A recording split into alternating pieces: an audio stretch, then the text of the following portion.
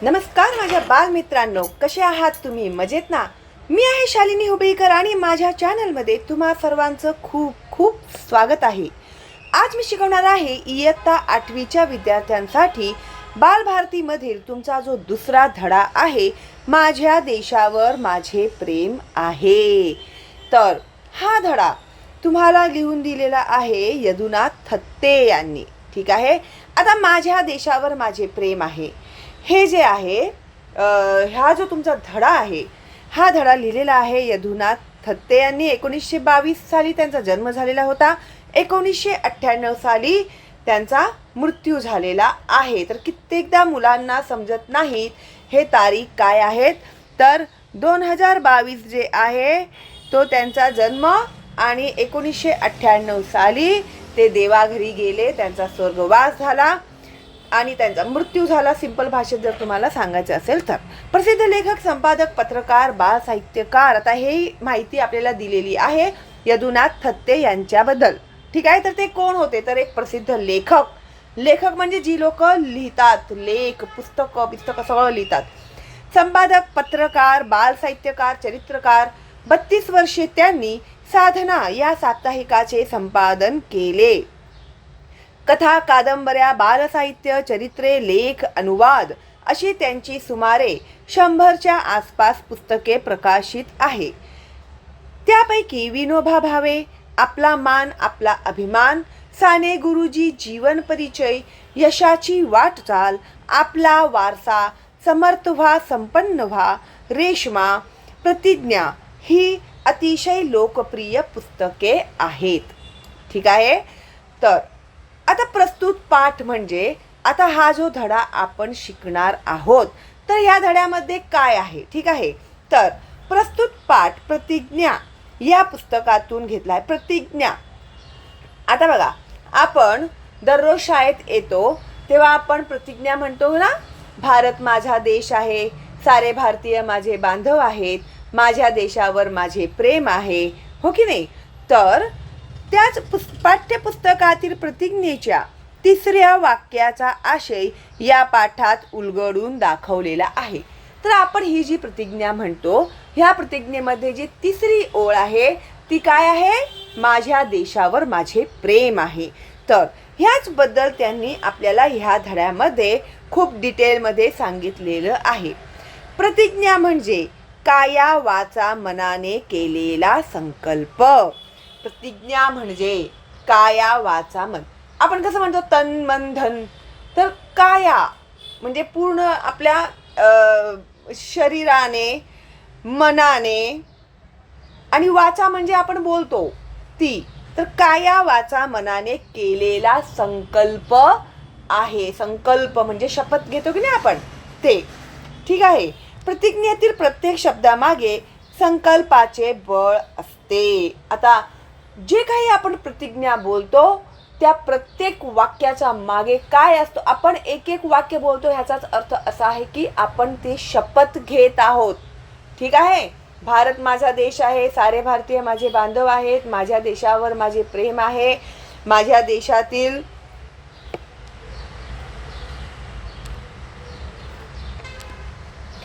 Sorry मुलांनो, अचानक network माझा प्रॉब्लेम झाल्यामुळे तो मध्येच कट झाला. ओके. तर मी काय बोलत होते तुम्हाला? प्रतिज्ञा. आपली भारत देशाची जी प्रतिज्ञा आहे, जे आपण रोज बोलतो, तर ते काय करतो? आपण संकल्प घेत असतो. ठीक आहे. तर मी तुम्हाला ते प्रतिज्ञा बोलून दाखवत होते, हो की नाही? तर भारत माझा देश आहे, सारे भारतीय माझे बांधव आहेत, माझ्या देशावर माझे प्रेम आहे, माझ्या देशातल्या समृद्ध आणि विविधतेने नटलेल्या परंपरांचा मला अभिमान आहे. त्या परंपरांचा पायीक होण्याची पात्रता माझ्या अंगी यावी म्हणून मी सदैव प्रयत्न करीन. मी माझ्या पालकांचा, गुरुजनांचा आणि वडीलधाऱ्या माणसांचा मान ठेवीन आणि प्रत्येकाशी सौजन्याने वागेन. माझा देश आणि माझे देश बांधव यांच्याशी निष्ठा राखण्याची मी प्रतिज्ञा करीत आहे. त्यांचे कल्याण आणि त्यांची समृद्धी ह्यातच माझे सौख्य सामावले आहे.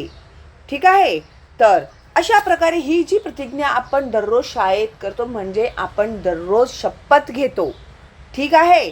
तर लक्षात घ्या, आपल्या देशाच्या प्रती, आपल्या भारतीयांच्या प्रती आपली किती मोठी जबाबदारी आहे ते. ठीक आहे. तर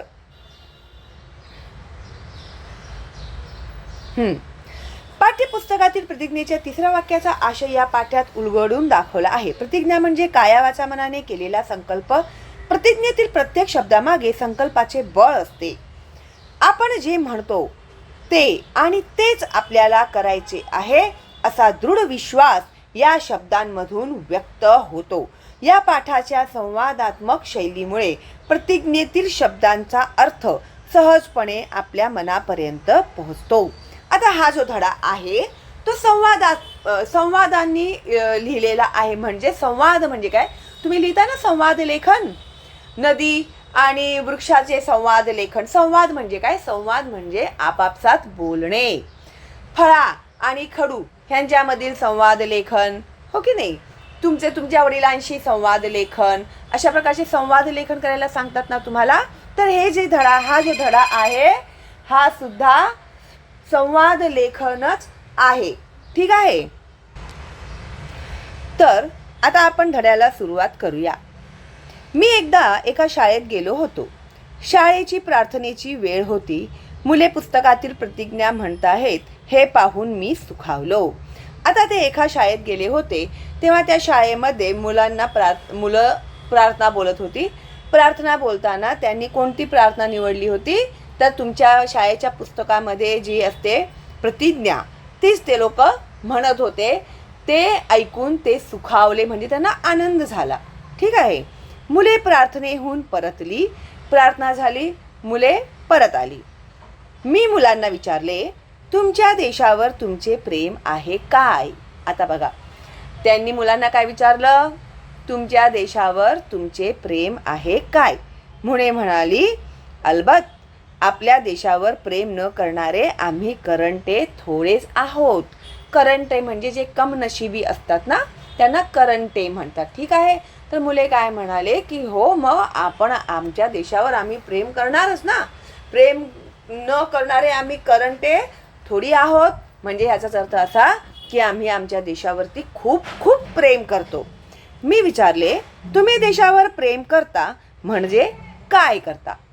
आता प्रेम करणं म्हणजे काय करणं? देशावर प्रेम करता म्हणजे तुम्ही काय करता? तर मुले आश्चर्याने पाहतच राहिली. त्यांना असा प्रश्न कधीच कोणी विचारला नव्हता. आता तुम्हाला पण अशा प्रकारचे प्रश्न विचारले अचानक, तर तुम्ही पण असं तोंडच बघत बसणार ना, का बाबा हे अशा प्रकारे प्रश्न विचारत असतील आम्हाला की आमच्या देशावरती प्रेम आहे का म्हणून. तशीच अवस्था त्या मुलांची सुद्धा झाली होती. ते सुद्धा विचित्र नजरेने पाहत होते, आश्चर्याने पाहत राहिले त्यांना की ह्यांनी असा प्रश्न का विचारला. असा प्रश्न तर आजपर्यंत आम्हाला कोणी विचारलाच नाही. ओके. तुमची आई तुमच्यावर प्रेम करते? आता त्यांनी यदुनाथ थत्ते यांनी मुलांना विचारलं की तुमची आई तुमच्यावर प्रेम करते? हो हो करते. तर प्रेम करते म्हणजे काय करते? आमचे पालन पोषण करते, आम्हाला वाढवते. आता तुमची आई पण तुमच्यावरती किती प्रेम करते की नाही. तिला कितीही त्रास असला तरी तुमच्या सगळ्या गोष्टी, तुमचं जेवण खाणं, तुमचा डब्बा, तुमचे स्कूलचा युनिफॉर्म व्यवस्थित इस्त्री बिस्त्री करून ठेवते. सगळी तुमची किती प्रकारे ती काळजी घेते ना, तुमच्या आवडीचं जेवण वगैरे बनवते, हो की नाही. का असं करते ती? कारण की तुमच्यावरती ती खूप प्रेम करते. मग देशावर प्रेम करायचे तर तुम्ही काय कराल? आता देशावरती प्रेम करता ना तुम्ही, मग तुम्ही काय कराल? आता देशाचे पालन पोषण करू, गौरव वाढवू. म्हणजे आपल्या देशाचा पण पालन पोषण करू आणि आपल्या देशाचा अभिमान, गौरव जो आहे तो आम्ही वाढवू. पण देश म्हणजे काय? आता त्यांनी पुढचा प्रश्न काय विचारला मुलांना? देश म्हणजे काय? देश म्हणजे देशातील सर्व लोक. देशावर प्रेम करणे एक वेळ सोपे, पण देश बांधवांवर करणे अवघड, होय ना. आता आपण मस्तपैकी 15 ऑगस्ट 26 जानेवारीला झेंडे बिंडे फडकवतो आणि आपण मस्त प्रतिज्ञा म्हणतो, हो की नाही. आणि पण देशावर प्रेम करणे, आता यदुनाथ थत्ते काय म्हणत आहेत, देशावर प्रेम करणे सोपे, पण देश बांधवांवर प्रेम करणे थोडेसे अवघडच आहे, हो की नाही. आता बघा, साधं मी उदाहरण देते तुम्हाला. तुमच्याच वर्गातली जे विद्यार्थी आहेत ते तुमच्या देशातील आहेत की नाही, म्हणजे देश बांधव ते सुद्धा झाले ना तुमचे.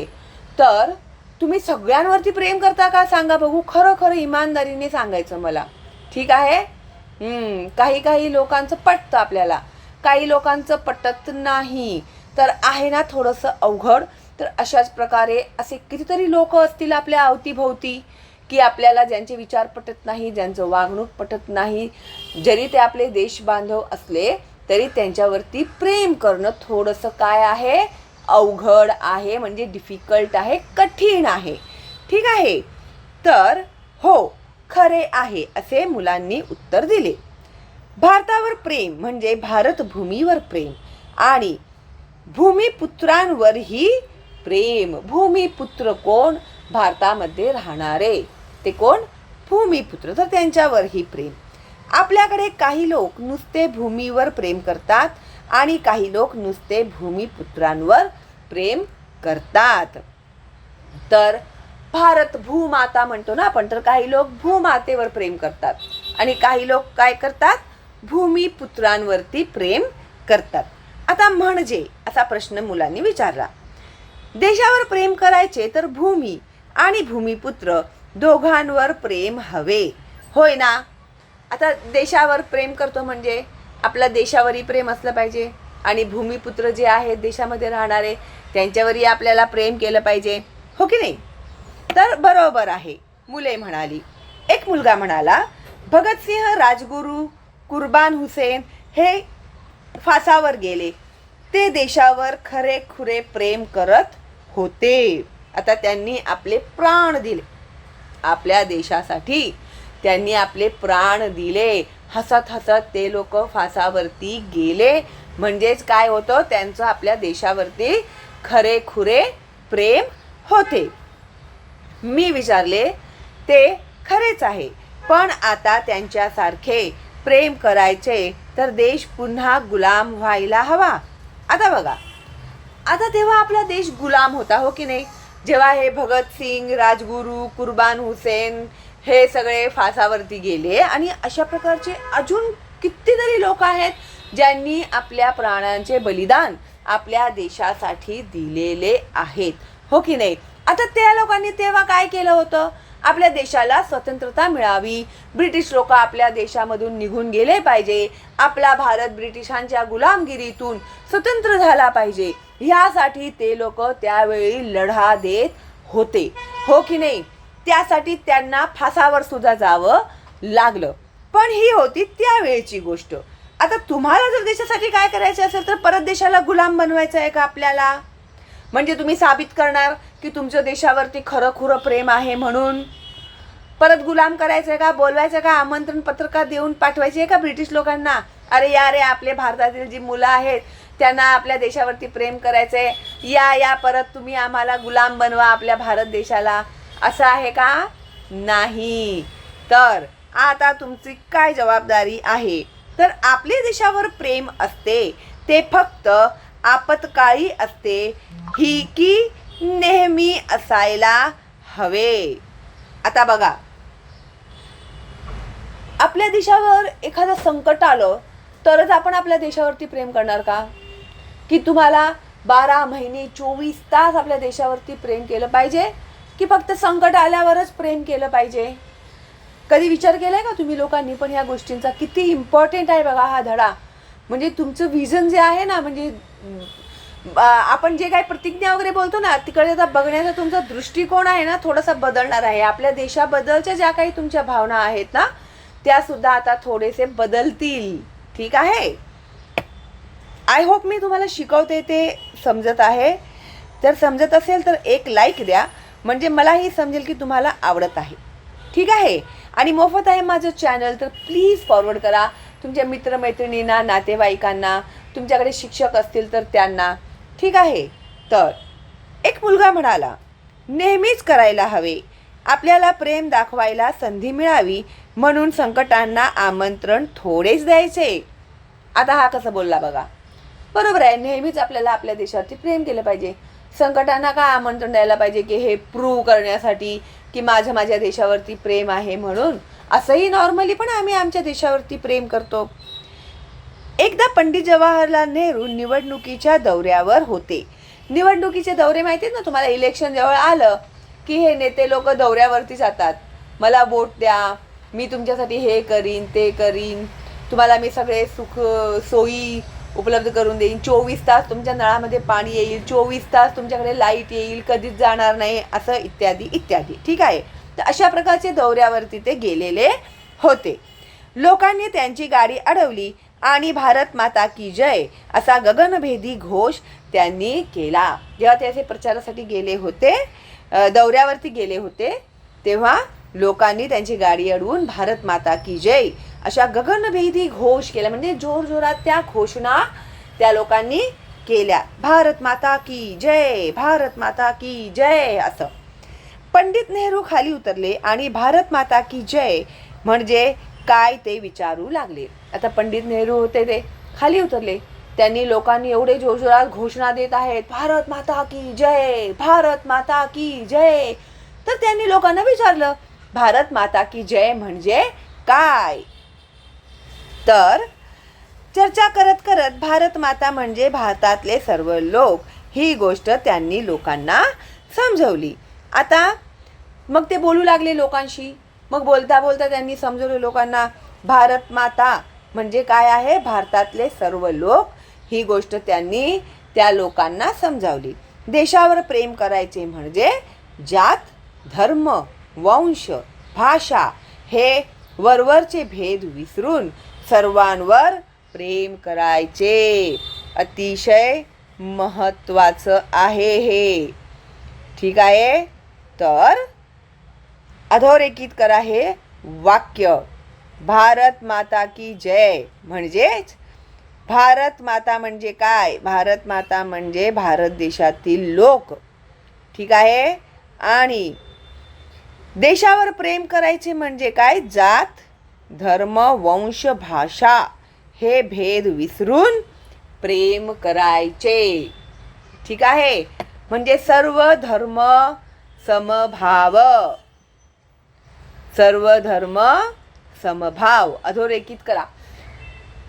म्हणजे सगळे आपण कोण आहोत, आपण माणसे आहोत. आपण मैत्री करताना तू कोणत्या जातीचा आहेस असं बोलून आपण मैत्री करतो का, नाही.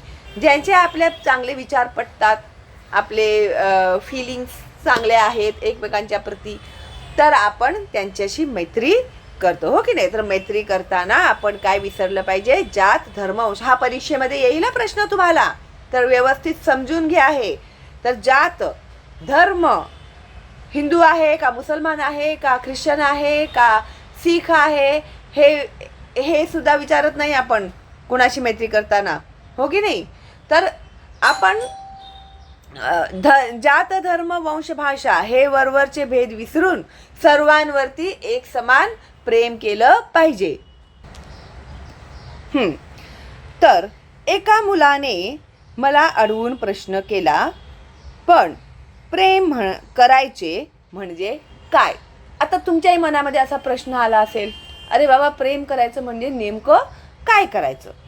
तर मी म्हणालो, प्रेम करायचे म्हणजे दुसऱ्याचे दुःख पाहून ओल्या डोळ्यांनी त्याच्या मदतीसाठी धावून जायचे आणि दुसऱ्याला आनंद झाला की आपणही आनंदित व्हायचे. प्रेम करायचे तर अश्रू आणि हास्य यांची भाषा आपल्याला आली पाहिजे. अतिशय महत्त्वाचं आहे, लक्षात घ्या.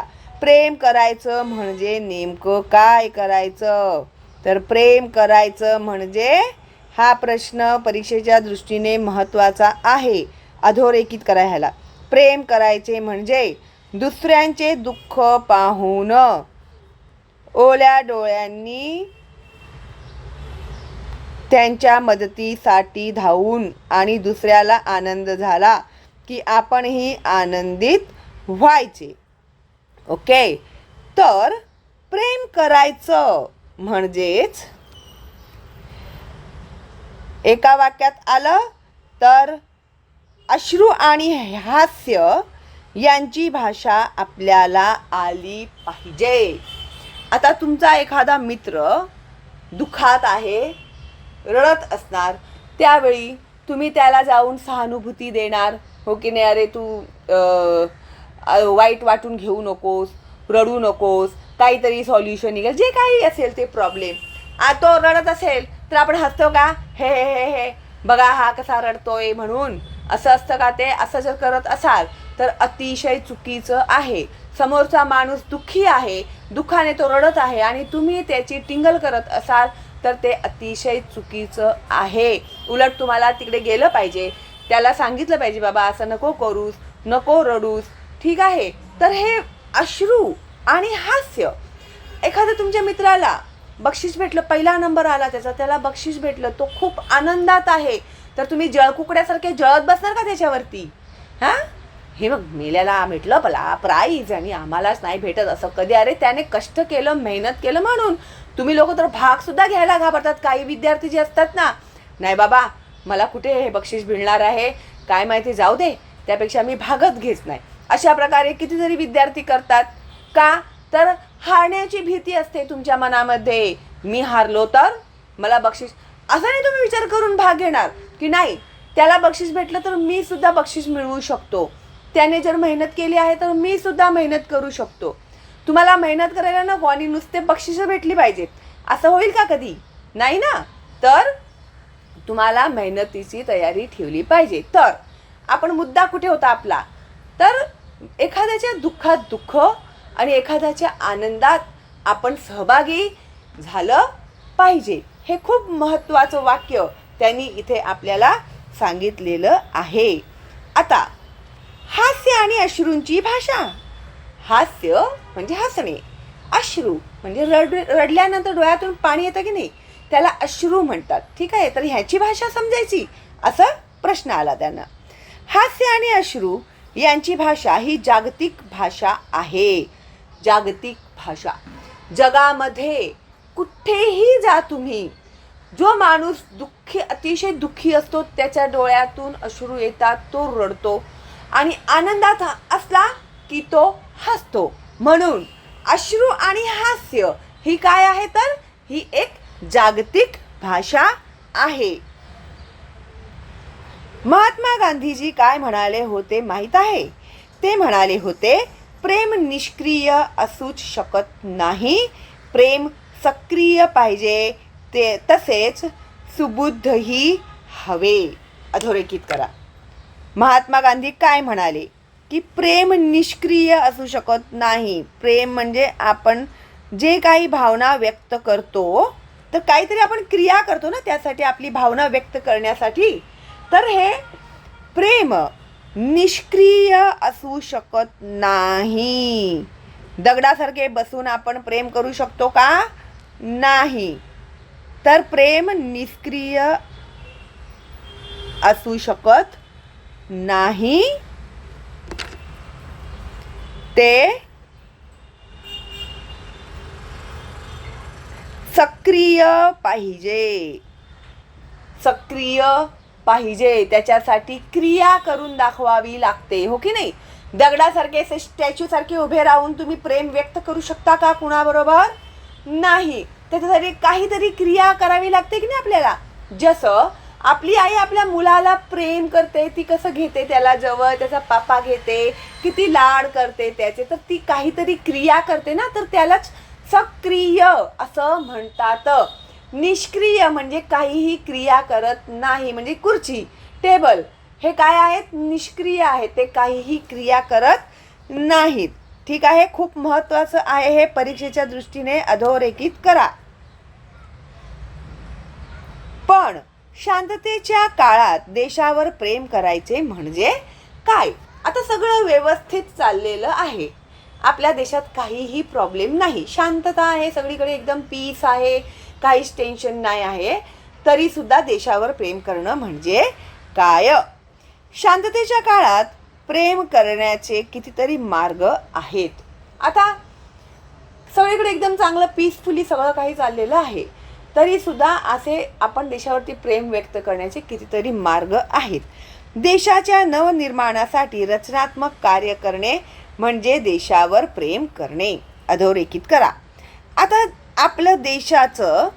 आपल्या देशामध्ये नवनिर्माण करण्यासाठी म्हणजे नवीन नवीन काहीतरी शोध काढणे. आता बघा कितीतरी शोध. आता मेट्रो, लोकांसाठी मेट्रोचे कामं सुरू आहेत, जिथे जिथे आता बुलेट ट्रेन्स येत आहेत, हो की नाही. तर हे काय आहेत? हे सगळे शोध आहे, हे नवनिर्माण आहे, आपल्या देशामध्ये होणारे बदल, हो की नाही ते. तर देशाच्या नवनिर्माणासाठी रचनात्मक काम करणे म्हणजेच देशावर प्रेम करणे. हातात झाडू घेऊन, हे प्रश्न परीक्षेत येईल. शास्त्रीय पद्धतीने साफसफाई करणे म्हणजे देखील देशावर प्रेम करणेच होय. आता अस्वच्छ आहे आपला देश, कधी आपण विचार केला आहे का त्याबद्दल? जर प्रत्येकाने ठरवलं आपल्या मनाने, आता तुम्हीच बघा ना, काय पण चॉकलेट खाल्लं, चालता चालता रस्त्यावरती ते कागद फेकून देतात. तुमच्या आया त्या सुद्धा रस्त्यावरच फेकतात कागद, आणि मग तुमची चुकी नाही त्याच्यामध्ये, मग तुम्ही सुद्धा ते रस्त्यावरतीच फेकता. तर तुम्ही लोकांनी कुठेतरी ह्याच्यावरती ॲक्शन घेतली पाहिजे. कुणीही असं कचरा टाकत असेल तर कचरा पेटीत टाक. कचरा पेटी नाही आहे तर तुमच्या खिशात ठेवा, तुमच्या बॅगेत टाका, घरी या, घरामध्ये डस्टबिनमध्ये टाका, रस्त्यावरती चालताना कुठेतरी कचरा पेटी दिसेल तिथे कचऱ्यामध्ये टाका. काय नाही, एकदम निश्चिंत असतात सगळेजण, रस्त्यावरती बिनधास्त सगळे फेकत राहतात. मग असं केल्याने आपला देश स्वच्छ राहणार आहे का? मग आपल्या देशाला स्वच्छ ठेवायची जबाबदारी ही कोणाची आहे? मग आपल्याकडे आहे ना, आपल्या देशावरती प्रेम आहे हे दाखवून देण्याची संधी आहे की नाही? तर आपण साध्या साध्या गोष्टी, छोट्या छोट्या गोष्टी जरी पाळले, त्यांचे नियम जरी पाळले, तरी आपण आपला देश सुंदर आणि स्वच्छ बनवू शकतो, हो की नाही? तर सरळ हातात झाडू घ्यायचं आणि झाडू घेऊन साफसफाई करायला सुरुवात करायची. कोणतेही काम करताना आपल्या मनात असा विचार आला पाहिजे की माझ्या या वागण्याचा परिणाम देशावर आणि देशवासियांवर काय होईल. म्हणजे आपण कोणतंही कृत्य करत असलो तर त्यामुळे कुणाचाही दुसऱ्याचा नुकसान होता कामा नये. ठीक आहे? तर आपल्या पोटापलीकडे पाहायला शिकल्याखेरीज माझ्या देशावर माझे प्रेम आहे असे आपल्याला म्हणताच येणार नाही. आपल्या पोटापलीकडे पाहायला शिकल्याखेरीज म्हणजेच आपण मेहनत कष्ट कशासाठी करतो? आपल्या पोटासाठी करतो. आपण पोटभर आपल्याला 2 वेळ जेवण भेटलं पाहिजे, चांगलं खायला भेटलं पाहिजे, ह्याच्यासाठी, हो की नाही? तर आपल्या पोटापलीकडे पाहायला शिकल्याखेरीज माझ्या देशावर माझे प्रेम आहे असे आपल्याला म्हणताच येणार नाही. जर आपण आपलाच विचार करत असू तर आपल्या देशावरती प्रेम आहे असं आपण म्हणू शकणार नाही. खरे म्हणजे कोणतीच गोष्ट लहान किंवा मोठी नसते.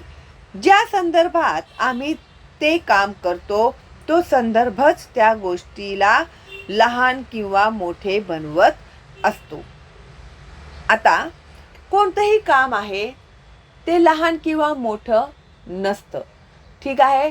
आता बघा, कुणी कचरा उचलण्याचं काम करतं, कुणी रोज ऑफिसमध्ये जाऊन काम करतं, कुणी हमालीचं काम करतं, कुणी मोठा बिझनेसमॅन आहे. ठीक आहे? तर बिझनेसमॅन करणारा मोठा आणि कचरा उचलणारा छोटा. तर तोही काम करतोय ते आपल्या पोटासाठी करतोय, तोही काम करतोय ते आपल्या पोटासाठीच करतोय. ठीक आहे? तर कामावरून एखादी व्यक्ती लहान किंवा मोठा आहे असं आपण विचार करतो. नॉर्मली असं विचार करतात, अरे बाबा तो खूप मोठा माणूस आहे, त्याच्याकडे मर्सिडीज गाडी आहे, माहिती आहे का तुम्हाला, असं आपण नॉर्मली असं विचार करतो. तर स्वार्थी वृत्तीने केलेले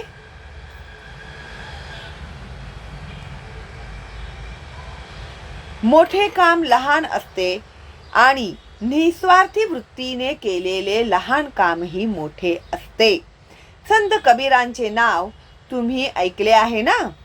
आता बघा, कोणतंही काम जर आपण स्वार्थामुळे केलं असेल तर ते काम लहान असतं. का? कारण की तुम्ही त्याच्यामध्ये तुमचा स्वार्थ पाहता, तुमचा फायदा बघता. ठीक आहे, तर ते काम काय झालं, लहान झालं.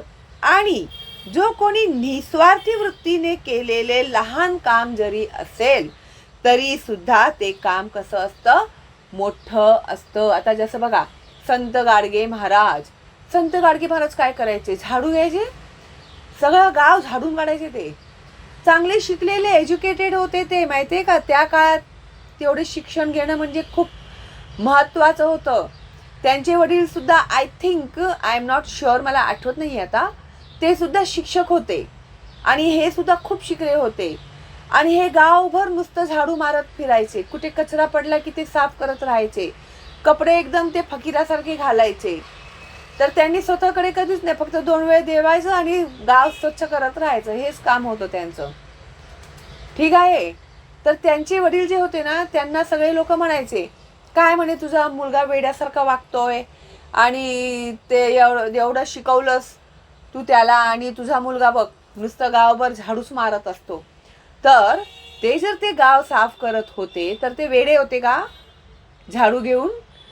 त्यांना त्यांच्या मागील उद्देश माहीत होता की घाण असेल, कचरा असेल तर लोकांना काय होतील, गावातील लोकांना भयानक आजार होतील, मोठमोठे आजार होतील, लहान मुलांना आजार होतील. तर ते होऊ नये म्हणून ते काय करत असत, सगळीकडे स्वच्छता करत असत. नेहमी त्यांच्याकडे बघा तुम्ही झाडू हातामध्ये असणारच त्यांच्या, सगळीकडे ते स्वच्छताच करत राहणार.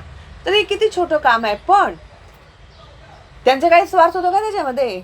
हा, मी हे इकडचं झाडू मारले तर ह्या घरातील लोक मला पंचपक्वान्न अन्न देतील, असं काही स्वार्थ होतं का त्यांचं त्यांच्या मागे? नव्हतं. ते निस्वार्थ भावनेने म्हणजे आपल्या गावाच्या कल्याणासाठी. आणि असं नाही की ते आपल्या गावापर्यंतच मर्यादित राहिले, ते जिथे जिथे गेले ते झाडू घेऊनच गेले.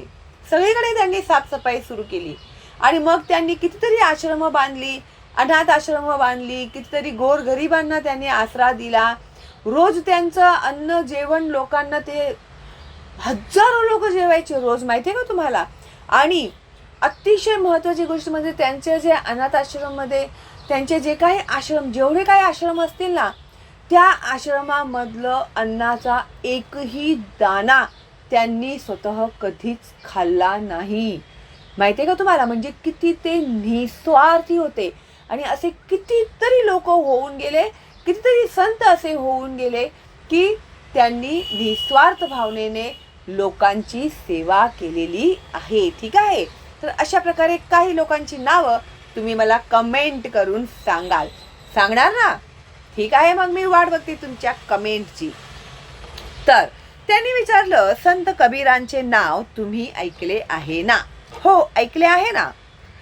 ते शेले विणायचे इतर विणकरांसारखेच. आता बघा, ते विणकर लोक असतात ना, ते शेले विणतात ना, तसे ते एक विणकर होते. संत कबीर जे होते ना, ते एक विणकर होते.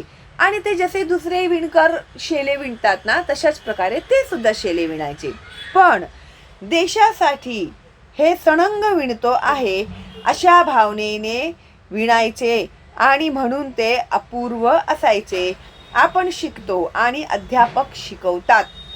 आता बघा, आपण देशासाठी हे सणंग विणतो आहे, तर काय आहे ते? हा, सणंगच आहे. तर सणंगचा काय अर्थ आहे मला आता आठवत नाहीये, इथे दिलेलं आहे का बघूया आपण ट्राय करून. नाही आहे इथे सुद्धा. ठीक आहे, काही हरकत नाही.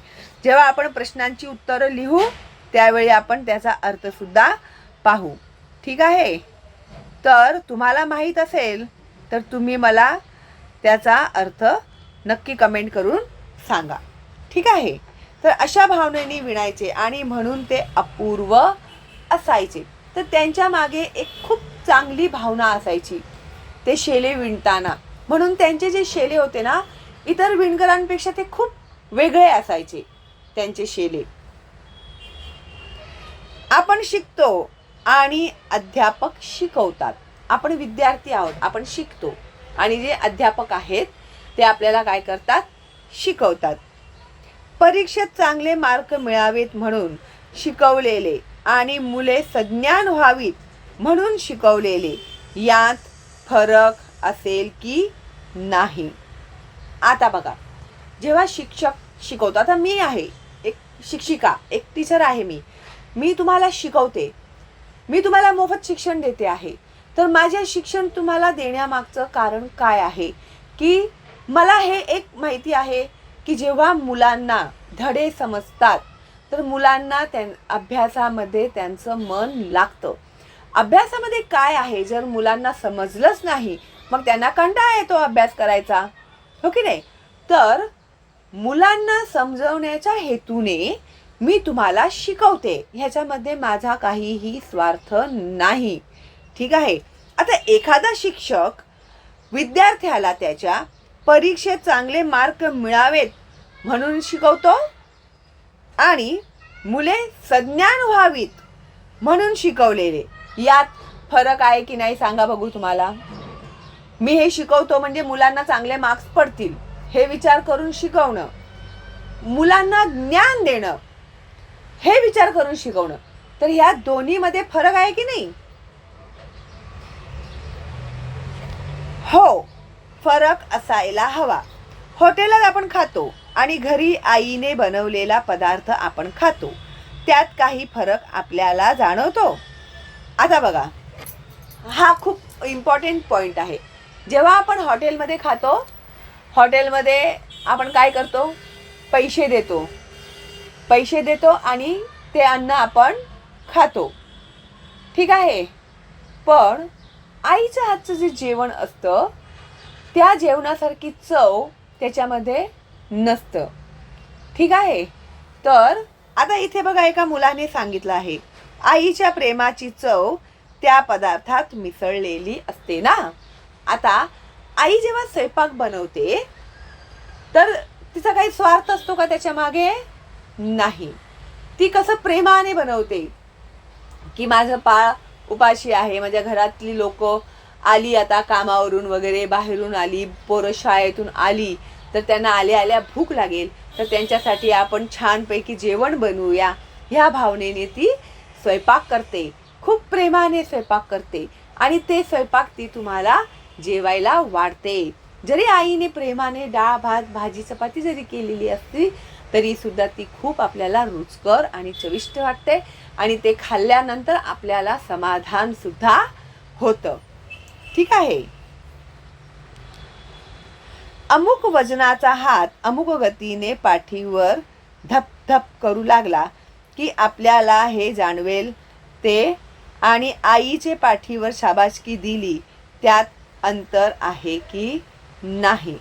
आता अमुक वजनाचा हात म्हणजे कोणत्याही व्यक्तीचा जो हात आहे पाठीवर तुमच्या असा शाबासकी देताना कसं करतात ना, तशा प्रकारे कुणीतरी असं केलं की आपल्याला जे जाणवेल ते, आणि आईने पाठीवर शाबासकी दिली त्यात अंतर आहे की नाही. तुम्ही एखादं काहीतरी केलं काम, आईने तुम्हाला शाबासकी दिली, त्याच्यामध्ये तुम्हाला कितीतरी आनंद भेटतो, हो की नाही. आणि कुठेतरी अमुक व्यक्तीने जर असं तुमच्या पाठीवरती थापटलं तर तुम्हाला त्याचा आनंद भेटणार आहे का? नाही. जो आनंद आईच्या शाबासकीमध्ये आहे तो आनंद दुसऱ्या व्यक्तीच्या धपधपमध्ये नाही. ठीक आहे का?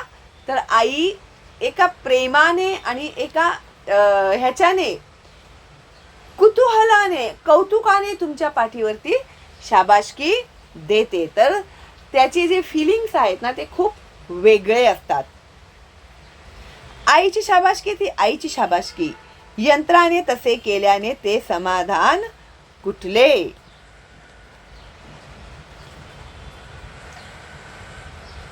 तेव्हा देशाच्या व देश बांधवांच्या प्रेमाने आपण जे करू त्याची गुणवत्ता निश्चितच वेगळी असेल. तर देशाच्या आणि देश बांधवांच्या प्रेमाने आपण जे करू ती गुणवत्ता निश्चित वेगळी असेल. ही जाणीव नसल्याने अनेक अडचणी आणि गैरसोयी आपणच निर्माण करत असतो. तर आपल्या देशाबद्दल आणि आपल्या देशबांधवांच्या बद्दल आपल्याला जाणीव असली पाहिजे. जर ती जाणीव आपल्याला नसेल तर आपण काय करू, अनेक अडचणी आणि गैरसोयी आपण स्वतःच निर्माण करू. एसटीच्या रेल्वेच्या कामगाराला त्याचप्रमाणे प्रवाशालाही जर खरोखर आपल्या देश बांधवांबद्दल प्रेम असेल, आस्था असेल तर गाड्या घाण राहतील का. आता बघा साधाच उदाहरण, ह्याच्या आधी आपण हेच उदाहरण घेतलं होतं. आता आपण ट्रेनमधून बसमधून प्रवास करतो तेव्हा काय करतो, सगळा कचरा ट्रेनमध्येच टाकतो ना. आपल्याला लाज वाटली पाहिजे त्या गोष्टीची. आपण आपल्या जे देशाची संपत्ती आहे ट्रेन, त्याला आपण काय करत आहोत, आपण त्याला घाण करत आहोत. ठीक आहे. तर एसटीच्या म्हणजे बसच्या, रेल्वेच्या कामगाराला आणि त्याचप्रमाणे प्रवाशालाही, तिकडे काम करणारी लोक आणि प्रवासी ह्यांना सुद्धा जर खरोखर आपल्या देश बांधवांबद्दल प्रेम असेल, आस्था असेल तर गाड्या घाण राहतील का. आता आपण आपलं स्थान आला, आपलं स्टॉप आला, आपण उतरून जाणार निघून आणि आपण जिकडे बसलेलो होतो त्या ठिकाणी आपण घाण करून गेली. म्हणजे आपल्यानंतर जे कोणी तिकडे बसायला येतील त्यांनी घाणीत बसायला पाहिजे का. आणि असं जर तुमच्या आधीच्या व्यक्तीने घाण केलेलं असतं तर तुम्ही किती शिव्या दिल्या असतात, त्याला दिल्या असत्या की नाही. आणि तीच चूक तुम्ही करत आहात, म्हणजे तुम्हालाही पडले असतील ना. हां, मग काय करायचं, आपण कचरा टाकायचा नाही आणि घाण करायचं नाही. आपल्या देशातील ज्या काही या सुखसोयी आपल्याला उपलब्ध केलेल्या आहेत, ती आपली जी राष्ट्रीय संपत्ती आहे त्याला आपण स्वच्छ ठेवलं पाहिजे. देशावरचे आपले प्रेम प्रत्येक बारीक सारीक गोष्टीत दिसून आले पाहिजे. ठीक आहे. जसं मी आता तुम्हाला उदाहरण पण दिलं होतं, रस्त्यावरती चालताना तुम्ही कचरा टाकता ना रस्त्यावरती, चायनीज भेळ खाता, टाकला चमचा आणि ते कागद सुद्धा टाकला रस्त्यावरती. चॉकलेट खाल्लं, टाकलं रस्त्यावरती. वेफर्स खाल्ले, टाकले पुढे रस्त्यावरती. आपल्या दाराच्या समोर टाकतील पण दाराच्या आत नाही टाकणार. आई झाडूनच मारेल ना तुम्हाला. माहिती आहे, मी इकडे जर कचरा टाकला तर आई घेऊन येईल झाडू मारायला. म्हणून आपण काय करतो, ते बाहेर. मग ते बाहेर टाकलं तर आईला हे काय ऑब्जेक्शन नाही आहे, कारण की हा चल त्याने बाहेर टाकलंय ना असं. म्हणजे मम्मी लोकांनो, तुम्ही असं करत असाल ना तर ते खूप चुकीचं आहे बरं का. तर मुलांना ना डस्टबिनमध्येच टाकायची सवय लावा कचरा. ठीक आहे. प्लीज, ही विनंती आहे मला तुमची. हे धडे तुम्हाला का शिकवतात, ह्या गोष्टी तुम्हाला माहिती असल्या पाहिजेत, म्हणूनच हे धडे तुम्हाला आहेत आता. आणि आतापासूनच जर तुम्ही स्वतःला चांगल्या सवयी लावल्यात ना, पुढे भविष्यामध्ये तुम्हाला कधीच काहीही प्रॉब्लेम येणार नाही. ठीक आहे. तर ह्या काय आहेत, बारीक सारीक गोष्टी आहेत. मोठे प्रश्न उभे राहतील तेव्हा तर प्रेम आपण दाखवूच. अर्थात असे प्रश्न जीवनात एखाद्या वेळी आले तर येतात, पण छोटे प्रसंग रोजच येत असतात. कधीतरी मोठा काही प्रसंग असेल त्यावेळी तर आपण आपली देशभक्ती दाखवणारच आहोत. हां, पण छोट्या गोष्टी ज्या आहेत, जे आपल्या हातातल्या आहेत, ठीक आहे, त्याच्यासाठी कायदा बनवला पाहिजे. म्हणजे रस्त्यावरती कुणी थुकलं तर त्याला 100 रुपये दंड, कुणी कचरा टाकला तर त्याला 50 रुपये दंड. तर असे कायदे केले पाहिजेत का सरकारने, तरच तुम्ही सुधारणार आहात का. नाही ना. तर ह्या छोट्या गोष्टी ज्या आहेत, जे आपल्या हातातल्या आहेत, जे आपण करू शकतो आरामात, एकदम काहीही प्रॉब्लेम नाही आहे त्याला, तर ह्या छोट्या गोष्टी तरी करा आपल्या देशासाठी. ठीक आहे. तर आपल्या देशावरील व देशबांधवांवरील प्रेम प्रकट करण्यासाठी संकटांना निमंत्रण देण्याची गरज नाही. ठीक आहे. तर जसं ब्रिटिशांना बोलवा आणि गुलाम व्हा आणि मग देशासाठी लढा, ह्याची काही गरज नाहीये. ह्या छोट्या छोट्या गोष्टी करा ना तुम्ही देशासाठी. ठीक आहे. त्यासाठी मोठ्या संकटाची कशाला वाट बघायची आपल्याला.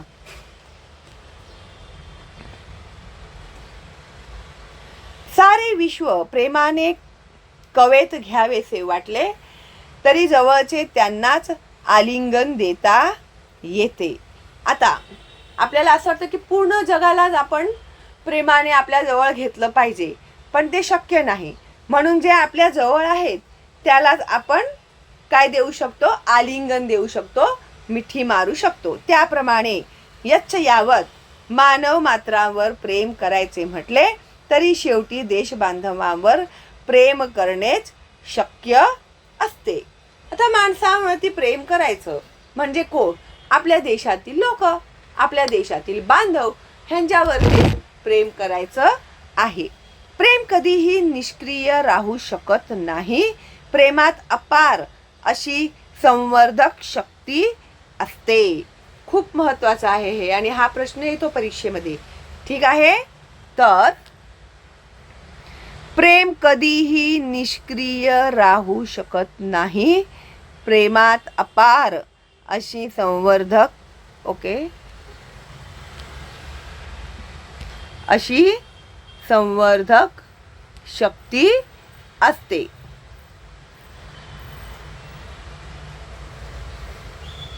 तर ती ओळखूनच खरा धर्म या कवितेत साने गुरुजी म्हणतात. तर हा प्रश्न साने गुरुजी काय म्हणतात किंवा साने गुरुजींनी आपल्या कवितेत काय म्हटलं आहे? खरा तो एकची धर्म जगाला प्रेम अर्पावे. काय म्हणतात साने गुरुजी?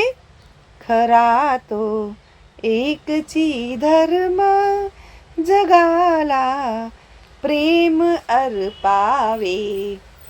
ओके. तर ही कविता आम्हाला होती.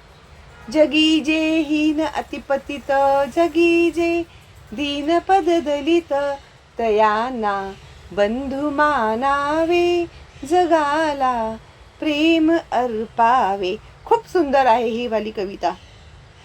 ठीक आहे. अशा खऱ्या धर्माच्या उपासकालाच खऱ्या अर्थाने असे म्हणता येईल की माझ्या देशावर माझे प्रेम आहे. ठीक आहे. खरा जो एकची धर्म, हा एकच धर्म आहे की जगाला प्रेम अर्पावे. तर जगाला काय दिलं पाहिजे? आपण प्रेम दिलं पाहिजे. खरोखरच आपल्या देशावर आपले प्रेम असते तर आपली गावे अशी मलमूत्राने वेढलेली दिसली असती का? आता बघा, गावे म्हटले त्यांनी. आता ठीक आहे, गावामध्ये कुठेही जाऊन लोक संडास करतात, कुठेही बाथरूम करतात, रस्त्यावर बसतात, जंगलामध्ये जाऊन बसतात. ठीक आहे. आता तेव्हा तर मी मान्य करते, चला शौचालय वगैरेची व्यवस्था नव्हती. गावातच काय, मुंबईसारख्या शहरांमध्ये सुद्धा जागोजागी शौचालय बांधलेले असून सुद्धा लोक आपल्या मुलांना रस्त्यावरती बसवतात संडासला. असं घाण करून ठेवतात. लघवीला लोक उभे असतात रांगेने, त्यांना अजिबात लाजा वाटत नाहीत. शौचालय नसतील तर आम्ही मान्य करतो ह्या गोष्टी, पण जागोजागी शौचालय उभे केलेले आहेत. मोठे मोठे मॉल आहेत बनवलेले, तिकडे सगळीकडे सगळ्या सुविधा उपलब्ध असून सुद्धा तुम्हा लोकांना बाहेरच ही सगळी घाण करायची आहे. किती लाजिरवाणी आणि किती शर्मेची गोष्ट आहे ही लक्षात घ्या तुम्ही. बाहेर गावचे लोक येतात ना, तुम्ही खूप प्रेमाने बघता त्यांना, हे बघ फॉरेनर आले, फॉरेनर आले. अरे तुम्ही त्या लोकांना काय दाखवताय? आपल्या देशामध्ये किती आपण लोक घाणेरडे आहोत ते दाखवणार आहात तुम्ही लोकांना त्या. आणि ते लोक जाऊन काय बोलतील त्या लोकांच्याकडे? बापरे एवढं घाणेरडं आहे तिकडे, रस्त्यावरतीच संडास करतात, रस्त्यावरतीच बाथरूम करतात. कसं वाटेल तुम्हाला ऐकायला? बरं वाटेल का जरा सुद्धा? म्हणजे आपल्या नावाने बाहेरगावी जाऊन ते लोक आपल्याबद्दल घाणेरडं बोलतील, ते चालेल का तुम्हाला? नाही की नाही? मग त्याच्यासाठी काय केलं पाहिजे? आपण स्वच्छता पाळली पाहिजे. आपले डोंगर उघडे बोडके दिसले असते का? उघडे बोडके का म्हटलं आहे? कारण की डोंगरांवरती झाडे बिडे असं हिरवळ वगैरे असं काहीच दिसत नाहीयेत, म्हणून त्यांना उघडे बोडके म्हटलेले आहेत. यायचं, झाडं कापायचं, निघून जायचं. झाडं लावणार कोण? मग काही दिवसांनी आपल्याला काहीही हवा नाही मिळणार, पाणी नाही मिळणार, काहीच नाही मिळणार. आणि मी तर असा सल्ला देते की मित्राचं वगैरे वाढदिवस वगैरे असतं, तुम्ही जाता त्या दुकानांमध्ये काय गिफ्ट देऊ, घड्याळ देऊ का, त्याला स्टॅच्यू देऊ का, फोटो फ्रेम देऊ, असं काहीतरी तुम्ही विचार करता ना. मी एक अतिशय साधा आणि सोपा उपाय सांगते तुम्हाला, आणि जो तुमच्या बजेटमध्ये सुद्धा बसेल. तर तुम्ही तुमच्या मित्रांना एक छोटंसं झाड, गुलाबाचं द्या, तुळशीचं द्या, कोणत्याही फुलाचं द्या. जर त्याचं अंगण मोठं आहे तर एखादं मोठं झाड द्या, त्याला कडीपत्त्याचं झाड द्या. तर हे अशा प्रकारे गिफ्ट करा ना तुम्ही तुमच्या मित्रांना. खरंच खूप छान आहे ही गोष्ट. त्या निमित्ताने का असे ना, त्या लोकांना सुद्धा जर झाडाबद्दल प्रेम नसेल तर त्यांच्या मनामध्ये झाडाबद्दल प्रेम निर्माण होईल. ठीक आहे. आणि गिफ्टमध्ये दिलेली वस्तू तशी ही प्रियच असते, हो की नाही? तर असं करा. तुम्ही करणार ना? सांगा हा मला कमेंट करून. कोण कोण आणि हे फॉलो करते तेही मला सांगा. ठीक आहे. ओके. तर आपले डोंगर उघडे बोडके दिसले असते का? सस्य श्यामला माता असे काय फक्त राष्ट्रगीतातच घोषवायचे की ती भूमी सस्य श्यामलम व्हावी म्हणून आपला घाम गाळायची तयारी ठेवायची? देशावर प्रेम करायचे तर देशाचे आजचे चित्र बदलण्यासाठी कंबर कसायला हवी. आता आपला देश सस्यश्यामला माता म्हणतो आपण आपल्या भारत देशाला. तर अशी माता पाहिजे का आपल्याला? फक्त आपण हे आपल्या राष्ट्रगीतातच बोलणार आहोत का? सस्यश्यामलम मातरम वंदे. पण त्याला सस्यश्यामलम केलं पण पाहिजे ना आपण. तर त्यासाठी आपल्याला काय करावं लागेल? आपल्याला त्यासाठी घाम गाळावा लागेल, मेहनत करावी लागेल. ठीक आहे. आपल्या देशावर प्रेम करायचे तर देशाचे आजचे चित्र बदलण्यासाठी कंबर कसायला हवी. ठीक आहे. जर प्रत्येक नागरिकाने आपल्या देशातील ठरवलं ना तर काहीही अशक्य नाही. लक्षात ठेवा. तर माझ्या देशावर माझे खरे खुरे प्रेम असेल तर तो प्रदूषणाच्या कचाट्यात गवसू नये यासाठी मी खटपट करायला नको. प्रदूषण, किती प्रदूषण आहे? वायू प्रदूषण आहे, जल प्रदूषण आहेत, कारखान्यातील ते दूषित पाणी. सायन्समध्ये शिकता ना तुम्ही. दूषित पाणी आपल्या नद्या नाल्यांमध्ये टाकून देतात ते लोक. तर ते प्युरिफाय केल्याशिवाय त्याला सोडलं नाही पाहिजे. सांडपाण्याची विल्हेवाट लावली पाहिजे योग्य प्रकारे. कारखान्यांमधील धूर, गाड्यांचे धूर, ह्याच्यामुळे काय होत आहे? वायू प्रदूषण होत आहे खूप जास्त. आणि झाडे कापली जात आहेत. झाडे काय करतात? आपल्या जमिनीची जी माती असतात त्या झाडांची मुळं जी असतात ती घट्ट पकडून ठेवतात. जर झाडच कापून टाकली तर ते झाड मरून जाणार. मग ते मूळ आहेत ते झाड मातीला पकडून ठेवणार नाही. मग काय होते? मातीची धूप होते, परत वायू प्रदूषण होतं, हो की नाही? आणि तर ह्या सगळ्या गोष्टींना टाळण्यासाठी आपण काय केली पाहिजे? खटपट केली पाहिजे. आणि अनेक काहीतरी सुविधा, खूप काही सुविधा आता निघालेल्या आहेत. इथली हवा, पाणी, निसर्ग बिघडवून टाकल्यामुळे आपल्या देशावरील आपले प्रेम सिद्ध होईल काय? हो की नाही? आता जलप्रदूषण, वायू प्रदूषण आणि जलप्रदूषण, वायू प्रदूषण, निसर्ग बिघडवतोय आपण. काय करतोय निसर्ग बिघडवण्यासाठी? झाडे बिडे कापतोय, हो की नाही?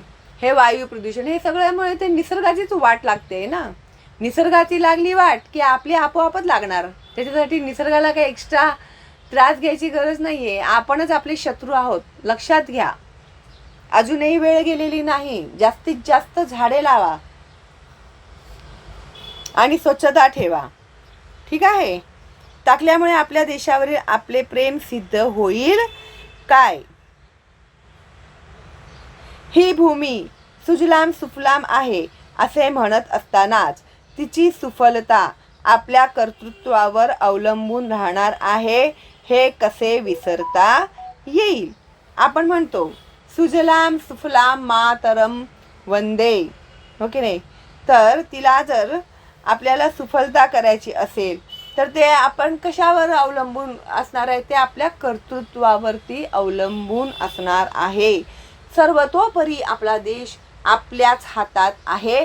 त्याला कसं आपण चांगलं ठेवू शकतो किंवा त्याचं कसं वाईट करू शकतो हे सगळं आपल्याच हातात आहे. तर आपण काय करायचं आहे, आपल्या देशाला सुजलाम सुफलाम करायचं आहे.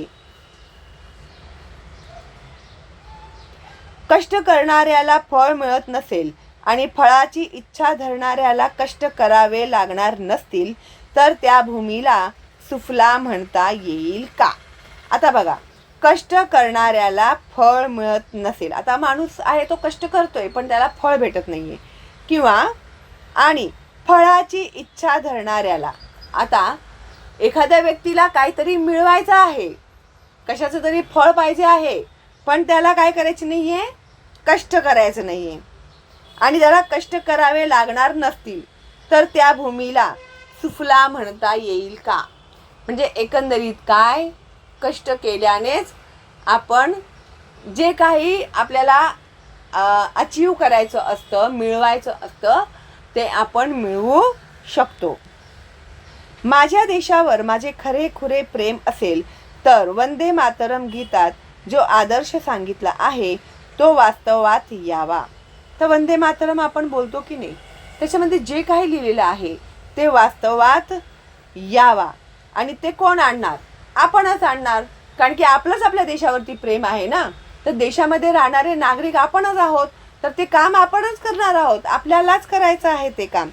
यासाठी धडपडण्याची प्रेरणा आपल्याला मिळाली पाहिजे. तर आपल्याला ह्यासाठी काय केली पाहिजे, धडपड केली पाहिजे. आपण जात धर्म वंश भाषा यांना निमित्त करून आपसात भांडत राहिलो तर भारत मातेला रुचेल काय.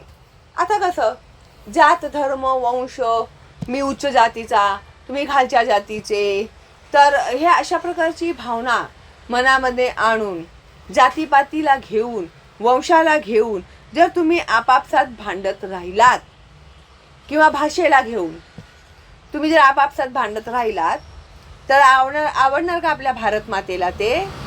आपली जर घरातील मुलं आपापसात भांडण करू लागले, एकमेकांना मारू लागले, तर तुमच्या आईला ते चांगलं वाटेल का.